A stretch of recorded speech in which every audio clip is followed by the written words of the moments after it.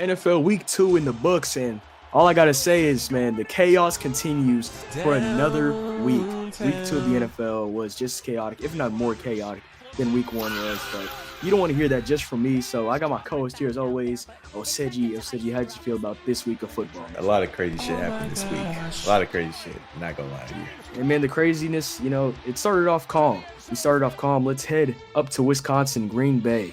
The Green Bay Packers went out there and they dominated the Washington Commanders. The score did not do them justice. If you just watch the box score, you think it was an all-right game. Nah, man, it was like a 40-point blowout. It was like calmest 40-point blowout I've ever seen, man. The Packers defense is oddly good, and I did not expect that considering the secondary is full of Xavier McKinney and the Make-A-Wish Foundation. So, I'm saying this disrespectfully, but I'm actually serious. Like, the Packers secondary is surprisingly good. Another thing real quick is that while we're on the subject of secondaries, the Commanders secondary is boo-boo garbage. I don't know how else to say it. I don't know how else to put it. But, had it not been for them playing Russell Wilson, which we'll get to him later, but had it not been for them playing Russell Wilson week 1, they might have gotten torched for more.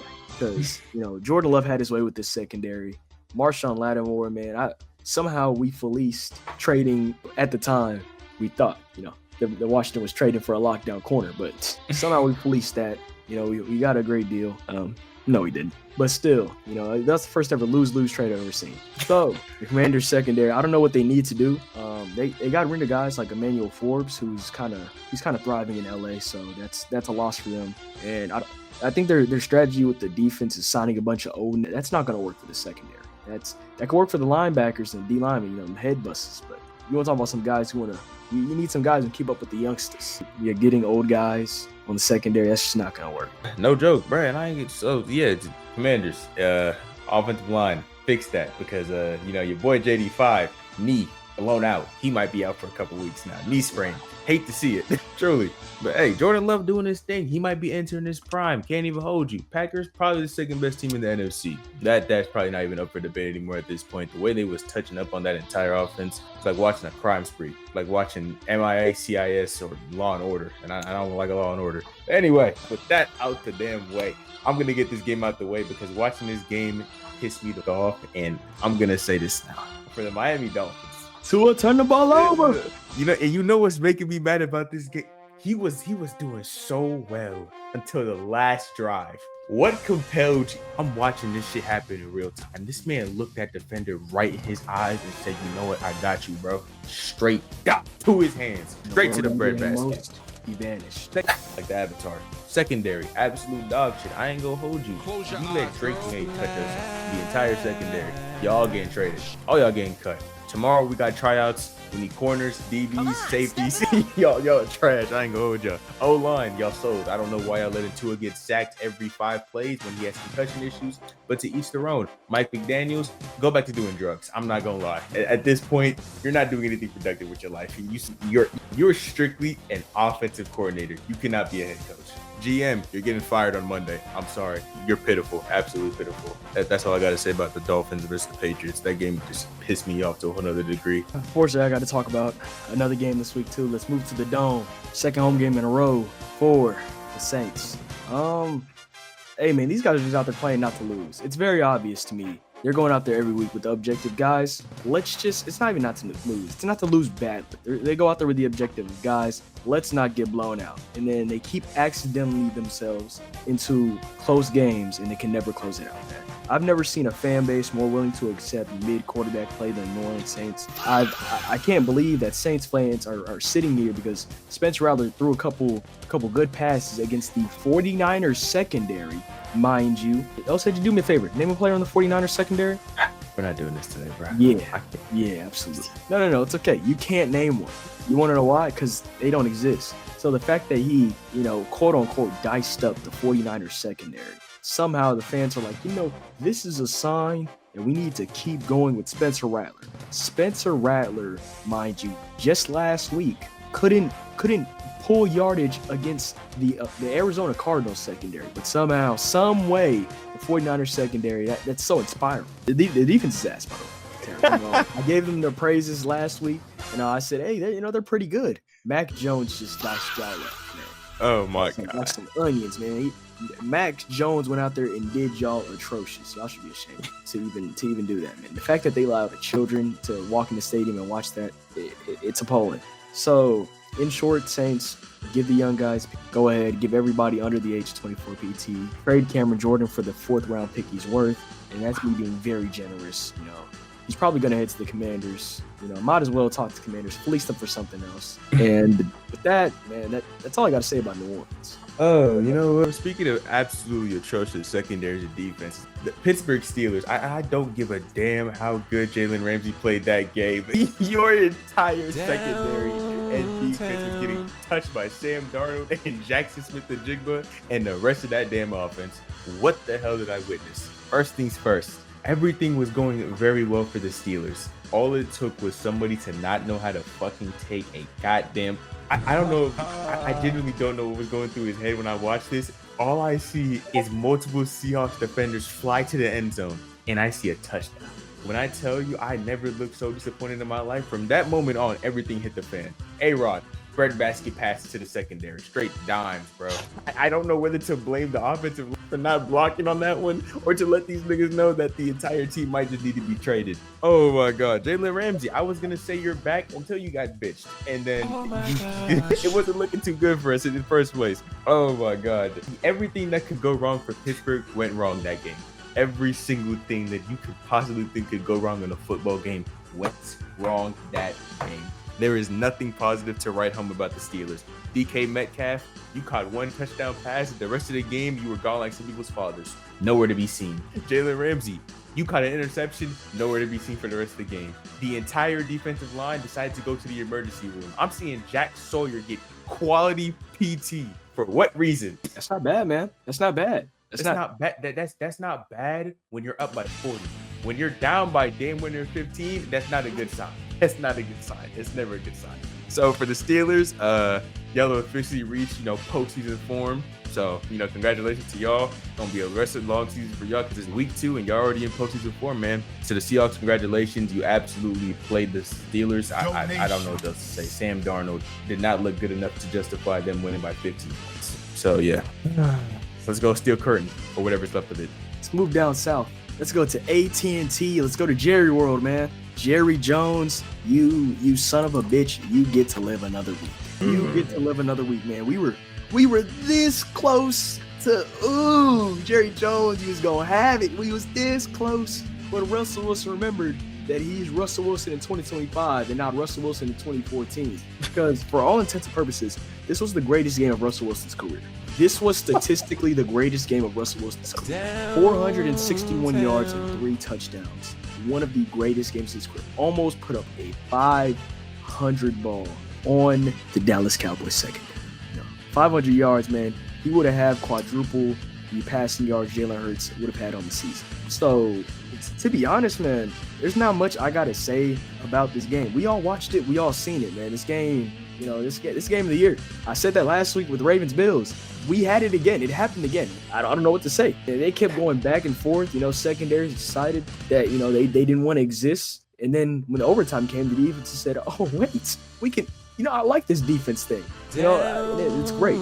Malik Neighbors is a danger to society, and he honestly, we need to thank the heavens that he ended up in New York and not anywhere else. Because had he gone to, I don't know, Los Angeles, Cincy, who knows? Had he gone anywhere else, we might be looking at some greatest shows on turf.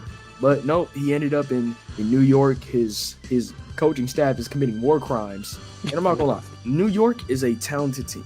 We can see that. New York is a talented team. I think the biggest problem is the coaching staff, and I think these players need to take a page out of the Miami Dolphins book, and they need to hold a players-only meeting. And I'm not gonna lie, Brian Daboll, the defensive coordinator, offensive coordinator, they all need to pack their bags and leave. And they need just a brand new coaching staff from here because the players themselves are very, very talented. The coaches are not. And for Dallas, there's not much to talk about with y'all. Y'all escaped. Be thankful. Y'all escaped. That's all I got to say about that.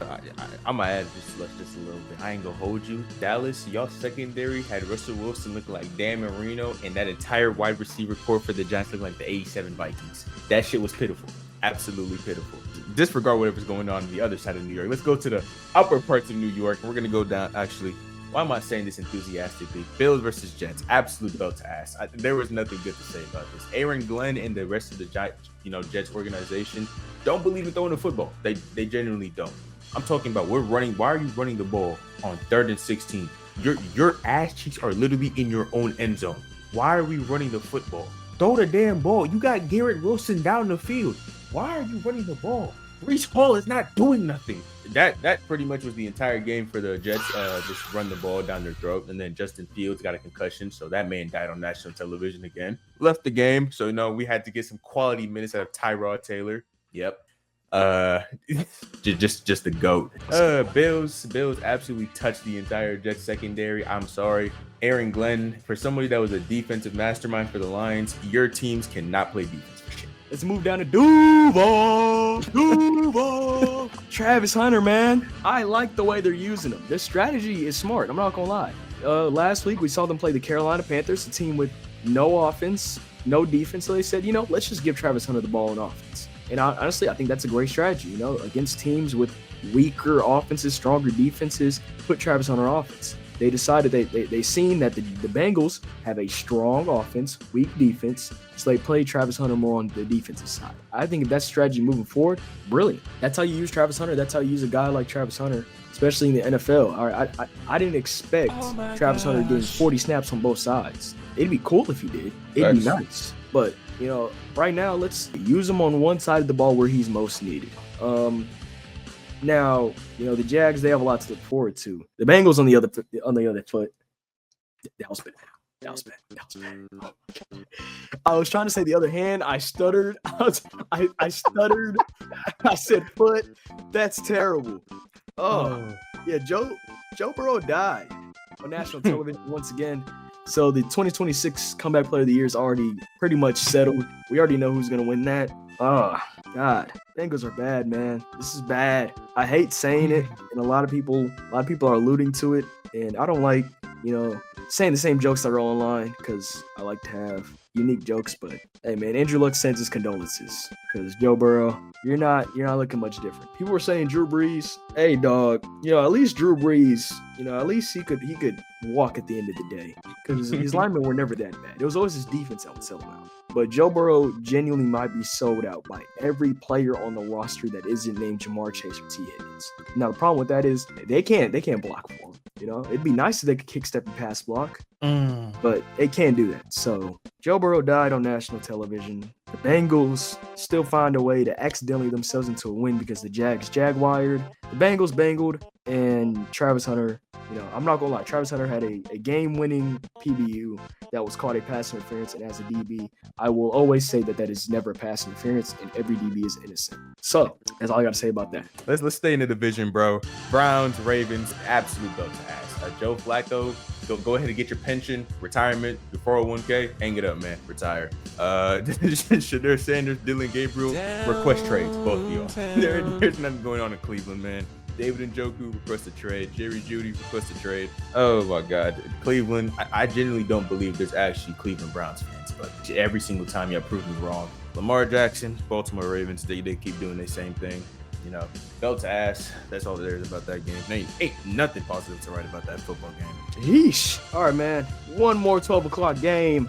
Rams, Titans. Cam Ward needs help. That's all I got to say, Titans. Call the police. Titans, move forward. Hey, think about the draft. I want you guys to think long and hard about this. I want y'all to make sure y'all draft the right things. Y'all seen what happened to Joe Burrow in Cincinnati.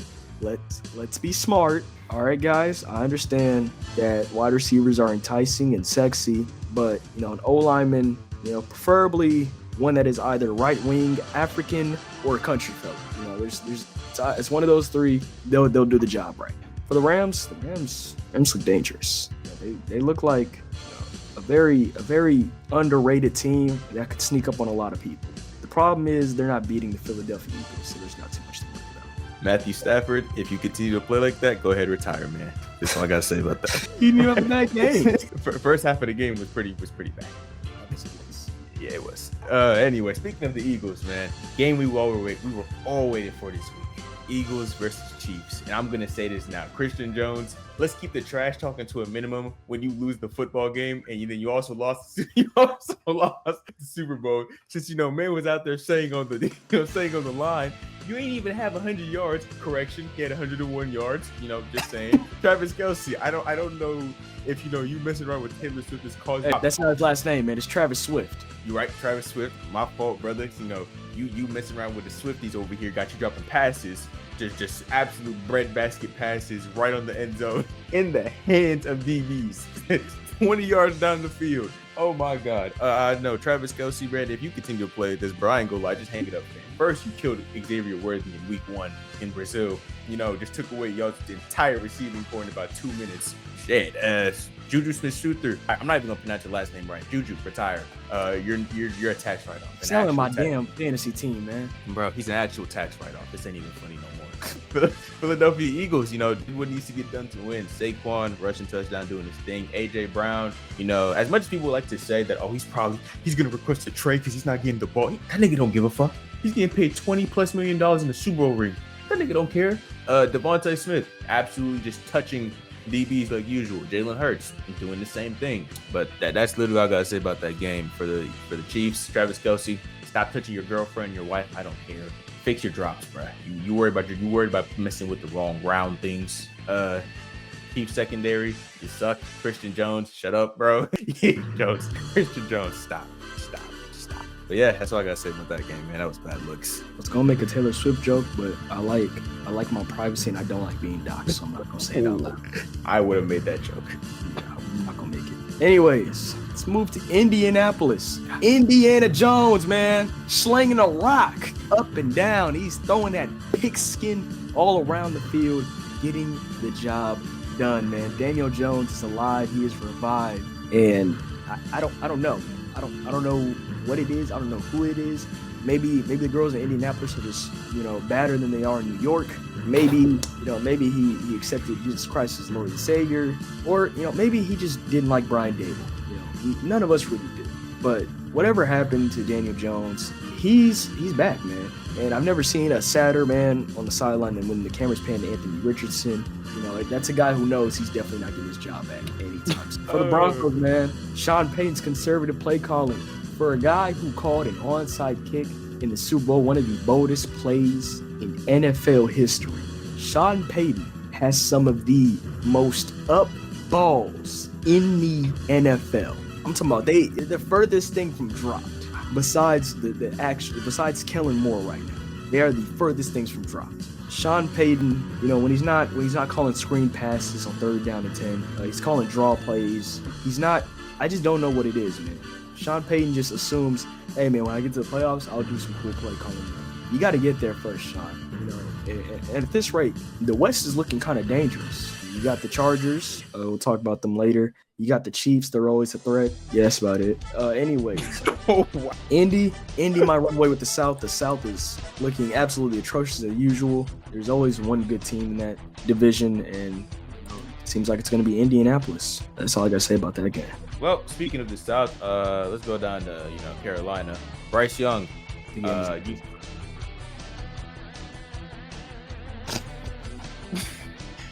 My fault. You got it. Bryce Young. If you stay in North Carolina, you might actually die. No BS. Literally the first 2 or 3 plays of the game. Bryce Young gets slammed. I'm talking about grabbed and floored into the ground. Fumble, touchdown. Next drive, Bryce Young steps up in the pocket. You see a DT just come flying in. And you know that sound effect off of TikTok? Bah! All I saw. Saw that ball fly in the air. I was like, yep, that's raps right there.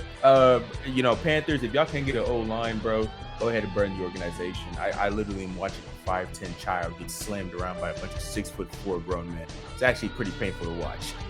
Cardinals, they kept doing their thing, except for the last 5 minutes where they almost threw the game because Bryce Young and the Panthers decided to start looking like Tom Brady against the Falcons, just start driving down the field. But luckily for them, Bryce Young and the Panthers, decided to panther and they just completely choked the game away. So, there ain't nothing much to talk about. Bryce Young, you're not going to make it at 30. sorry to tell you this, bro. You continue to play for the Panthers, you're not making it 30. You might be in a wheelchair by 35. But yeah, shout out to them. Shout out to the Cardinals. Did their thing. Got the W. All right, man. Speaking of the South, the NFC South, it looks like it's just as weak as last year, man. It's moved down. It's up. Move up to Minnesota. Vikings. Skull Vikings, man. JJ McCarthy. I don't know any nice way to say this, man, but your ass. There's not many nice ways to say this, but I'll be honest. The Vikings might have been better off with Sam Darnold. They probably should have just re-signed Sam Darnold. I don't know who the backup QB is, but Kirk Cousins is always available. He's ready to go. In his return to Minnesota, he played 0 snaps and watched Michael Penix get to hand the ball off 30 times in the game and let Bijan Robinson and Tyler Algier do all the work. And Kirk is just sitting there like, I could have done that. No, you couldn't have, Kirk. We didn't ask you to do that. But the Vikings allowed 218 rushing yards. Tyler Algier and Bijan Robinson just ran all over the Vikings defense, and that defense got exposed. We thought they had one of the better D-lines, linebacker cores in the league. The secondary's still all right. I mean, Falcons refused to throw the ball. I'm pretty sure Michael Penix threw like 10 passes in total, which is crazy considering the receiving core that they have. But yeah, Kevin O'Connell, your play calling is up to question. But to be fair, you are handed JJ McCarthy. So yeah, I'm not too sure. Justin Jefferson requested trade to Cincy. I don't know what that's gonna do for them. They do need offensive linemen, but it'd just be fun. Also, Cincy would trade for Jameis Winston. I need to see that. God fucking did. Anyway, with the whole Sunday slate done, let's go to Monday night. Let's go straight to Monday Night Football. And I'm gonna say this now: Bucks Texans. The first half of this game, absolutely no defense was played by either team. I'm talking about Emeka and the Bucks were just touching secondaries. Texans were also touching the Bucks secondary. I don't know if the coaches shook hands today behind the scenes and said, you know what, the first half of this game, we're not going to play a lick of defense whatsoever. And then after that happened, the second half of the game, both teams decided we're not going to play a lick of offense because literally for almost 2 straight quarters, CJ Stroud of the Texans absolutely just stalled for every single damn drive until old man Nick Chubb with arthritis in his kneecaps decided to come out of nowhere and rush for like 27 yards for a touchdown. The Bucks, immediately after that, realizing, oh shit, we might lose this game, locked in, scored, drove down the field. For some reason, said let's go for it for a 2-point conversion. Didn't convert on 2 points, and yeah, that was pretty much the game. There was literally nothing productive going on in this football game on either side. At one point, either the defense is on fire. At the other point, either the defense is not there, but the offense is on fire. Also to add salt to injury. Kickers like doinking things a lot. I've seen a lot of doinks this weekend. Just everywhere it's a doink, doink, doink. So unless you had Brandon Aubrey in your fantasy team, your kicker probably sold you multiple times. I mean, hey, is what it is. But that is all I can say about that game. That game is pretty big. I was expecting a whole lot more. On that Bucks and Texans game, man, I just need to ask, can the real CJ Stroud please stand up? I don't know what happened to CJ Stroud, but he went missing. That's not CJ Stroud playing for the Texans right now. That can't be CJ Stroud. That's not the same guy. Also, my Baker MVP narratives are going to get nastier and nastier as the week go by. He has not thrown an interception, and he's only throwing a bunch of touchdowns. So, yeah, Baker MVP. Anyways, let's move on to the final game, a game that I think we all wish we could have back. Raiders and Chargers. Freaky Friday is over, apparently.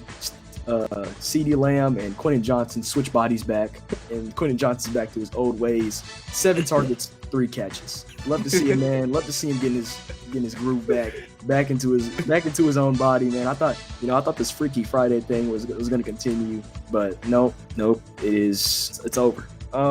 Justin Herbert, sure, man. Great game, not much to say, man. Congratulations, you played the Chiefs secondary and you played the Las Vegas Raiders. Geno Smith gave you 3 free possessions, including one on the first play. He just threw the ball right into your hands. Ashton Jennings out there getting tackled by his own teammates. So I don't know what I'm supposed to say about this game, man. This game is absolutely shitty. There's nothing to say about this game. There's nothing I can formulate. The game was ass. Congratulations to the Chargers.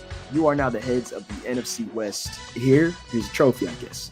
Here's a trophy. There you go. Wow. Anyway, we're going to wrap up week 2 of the NFL, man. A lot of narratives starting to be crafted. A lot of people escaping the narratives. I'm looking at you, Dallas. But, it's more of the same, a lot that we can expect going into week 3. And there are a lot of benchings I expect to come out of week 3 if some people don't step up. So we're looking forward to that. And don't forget to subscribe to the channel, because at 1,000 subs, I will be dropping the Stephon Diggs diss track. And if you're wondering how Stephon Diggs played this week, despite the win, despite the shootout that happened in Miami, Stephon Diggs only caught 4 passes for 32 yards. And it's very clear that he misses Cardi B a lot. So, again, if you want to see that diss track, subscribe to the channel. And with that, I'll say, do you have one last thing to say to the people? Prayers up to Khalil Mack. His arm got absolutely deleted that game. And yeah. And with that, we out.